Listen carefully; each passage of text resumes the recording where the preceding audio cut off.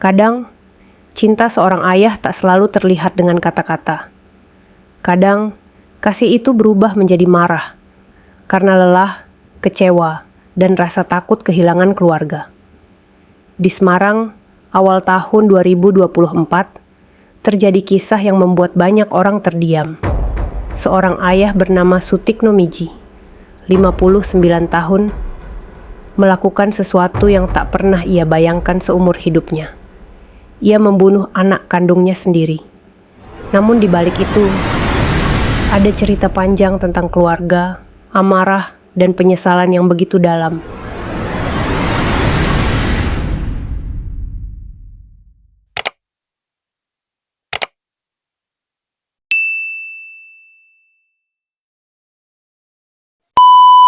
Kisah ini bermula di sebuah rumah sederhana di Polaman, Mijen, Semarang. Sutikno hidup bersama istri dan 2 anaknya.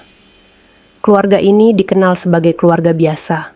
Hidupnya pas-pasan tapi cukup harmonis. Namun, beberapa tahun terakhir, sang anak sulung, Guntur Surono, 22 tahun, mulai berubah. Ia sering pulang larut malam, mabuk dan membawa amarah ke rumah. Sang ibu sering menangis diam-diam. Adiknya mulai takut setiap mendengar suara langkah kaki kakaknya pulang. Sutikno, sebagai kepala keluarga, sudah mencoba segalanya. Menasehati dengan lembut, memarahi, bahkan diam demi menghindari keributan. Tapi malam demi malam, situasi makin memburuk.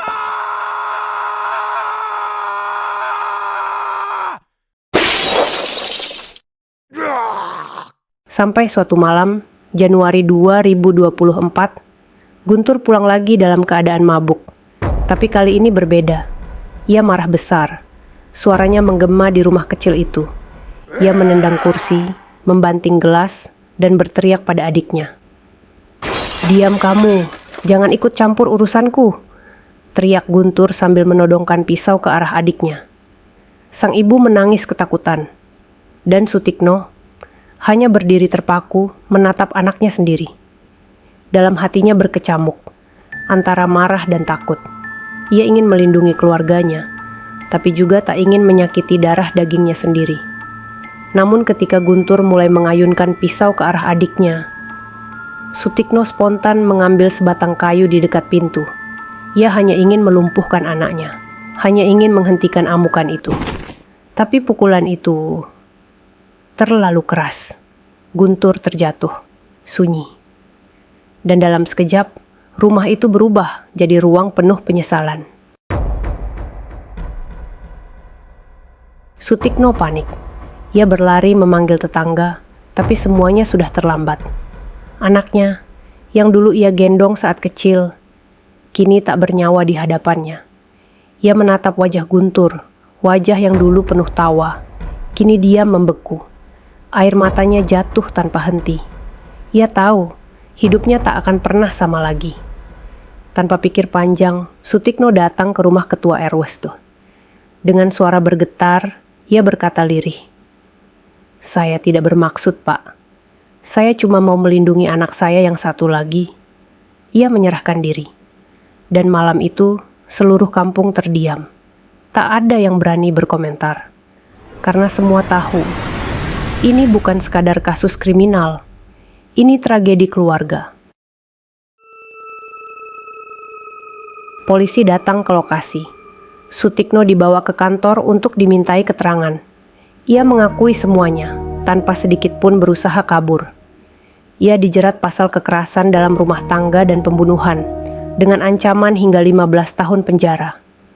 Namun, di ruang interogasi itu, Sutikno tidak menangis untuk dirinya. Ia menangis karena kehilangan anaknya, satu-satunya anak laki-laki yang ia banggakan. Kadang, manusia baru sadar arti kesabaran saat semuanya sudah terlambat. Dan amarah yang sekejap bisa menghancurkan segalanya, bahkan keluarga sendiri.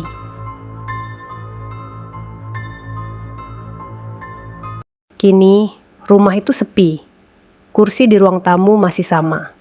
Tapi suasananya tak lagi sama.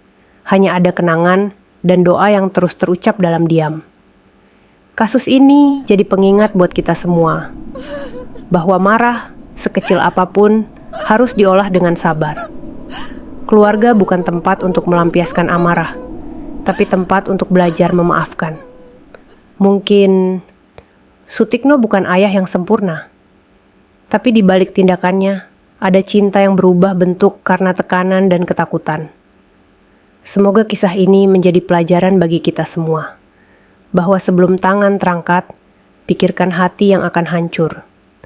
Sebelum suara meninggi, ingat siapa yang akan pergi.